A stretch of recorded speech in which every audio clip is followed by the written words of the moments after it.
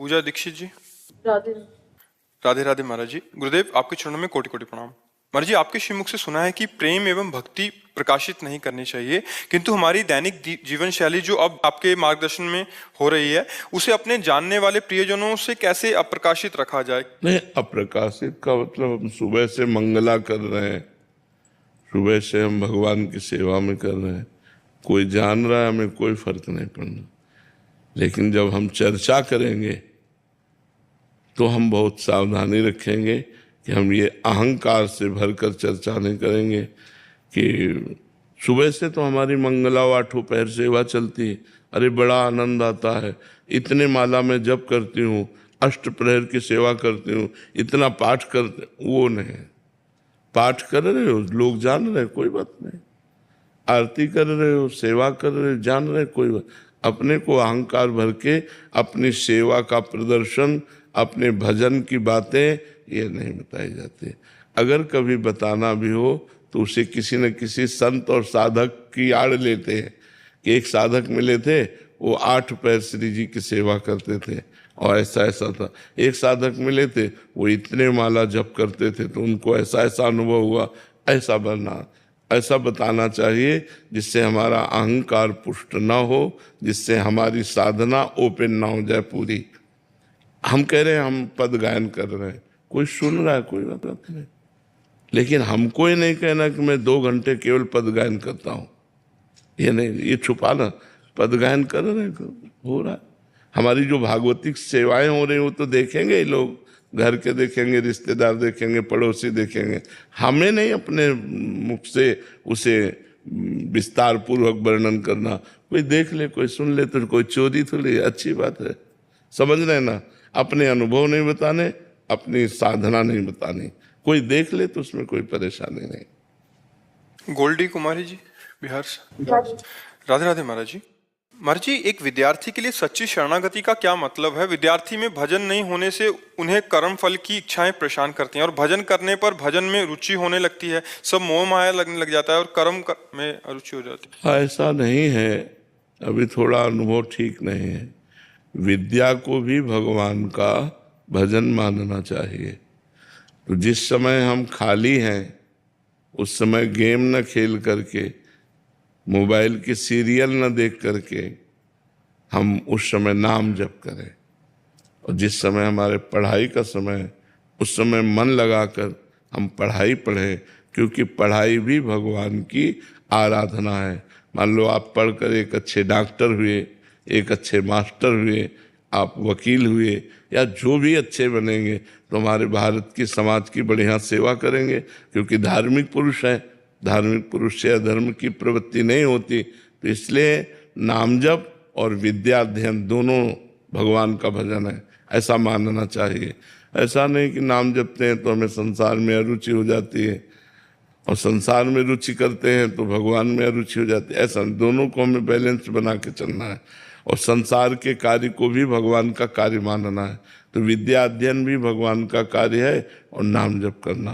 तो जब तुम्हारे अध्ययन का समय है उस समय आप एकाग्र मन से अध्ययन करो, और जब खाली समय है तो राधा राधा नाम जप करो, वाणी जी का पाठ कर लो, एक अध्याय गीता का पाठ कर लो, भागवत का पाठ कर लो। ये तुम्हारी आध्यात्मिक और आधुनिक दोनों पढ़ाई आपको बहुत ऊंचाई पर पहुंचा देंगी। ऐसा नहीं सोचा जाता कि हमारे विद्या अध्ययन में बाधा पड़ जाएगी, ऐसा नहीं है। तनिष जी, छत्तीसगढ़ से। महाराज जी, आज के इस युग में जहां हर तरफ तनाव, मोह माया और विचलता है, एक सामान्य व्यक्ति कैसे निरंतर भगवान का स्मरण करते सांसारिक कर्तव्य निभा सकता है? भगवान के नाम में इतनी सामर्थ्य है कि एक 5 वर्ष का बालक प्रहलाद एक महातपस्वी, महाबलवान त्रिभुवनपति हिरण्यकश्यप के द्वारा विघ्न उपस्थित करने पर किसी भी विघ्न से पराजित नहीं हुआ।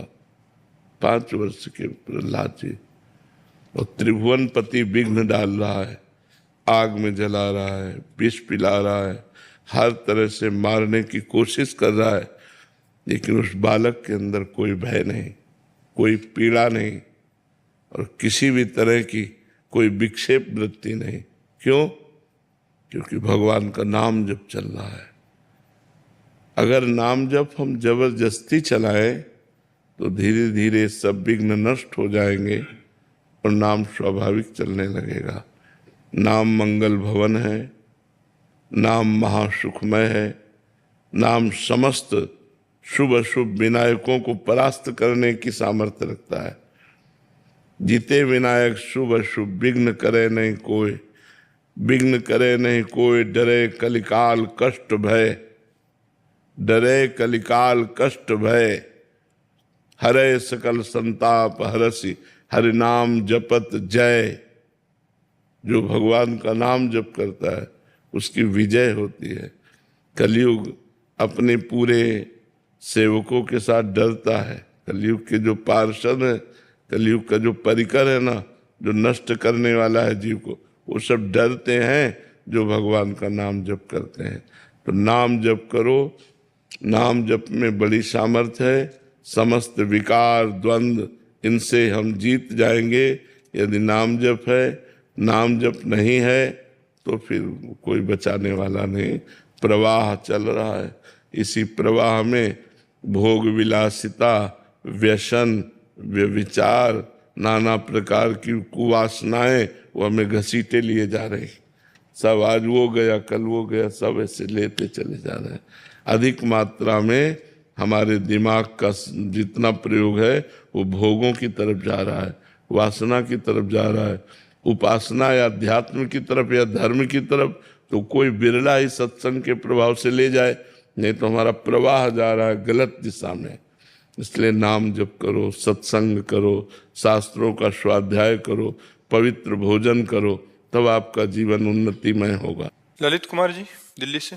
राधे राधे महाराज। राधे राधे महाराज जी, आपके आशीर्वाद से जब से नाम जब शुरू किया है ये अंतर आया है कि पहले मुझे जब भी क्रोध आता था तो मुझे लगता था कि ये अनिवार्य था और इसके अलावा कोई और उपाय नहीं था। लेकिन अब मुझे जब भी क्रोध आता है तुरंत बात लगने लगता है क्या बिना क्रोध किए काम नहीं चल सकता। लेकिन पूरी तरह से इस पर नियंत्रण पाने में अभी असमर्थ महसूस कर रहा हूँ। क्या कभी ये संभव हो पाएगा? क्या इंद्रिय पूरा संभव हो जाएगा। नाम जप छोड़िएगा नहीं, इसी को बढ़ाते रहिएगा। नाम जप में बहुत सामर्थ्य है। विवेक पूर्वक हम उस बात को बड़ी नम्रता से भी कह सकते हैं जिसको हम सामने वाला क्रोध से कह रहा है, हम बड़ी नम्रता से कह सकते हैं, मुस्कुरा के कह सकते हैं। और वो क्रोधित होता रहे और मुस्कुराहट से अपनी बात कह के चल दिए। जहाँ क्रोध की ज्यादा संभावना हो वहाँ टिकना नहीं चाहिए। ज्यादा देर टिकने पर हो सकता है हमारा संयम बिगड़ जाए, इसलिए अपनी बात कहे और चल दे, फिर देखे, बाद में देखा जाएगा। क्योंकि उस समय तत्काल में उत्तर प्रत्युत्तर यदि होने लगा तो फिर उपजे क्रोध ज्ञानी के ही है। मतलब अपने लोग तो अज्ञानी जी हैं, बड़े बड़े ज्ञानियों के भी हृदय में क्रोध का प्रादुर्भाव हो जाएगा। उत्तर प्रत्युत्तर दिए, जहाँ बात पे बात हुई तो फिर क्रोध आ जाए। हमें चाहिए अपनी बात कह के चल देना। हम क्रोध से यदि बचना है तो हमको अपनी बात कह देना, हट जाना है। क्योंकि अगर वो फिर दोबारा कहेगा, हम फिर बात बोलेंगे तो फिर क्रोध आ जाएगा, फिर संयम टूट जाएगा। नाम जप और बढ़ाते रहिए और संयम से कीजिए। बड़ी कृपा है जो आप काम क्रोध आदि को संयम में लेना चाहते हैं, बड़ी भगवान की कृपा।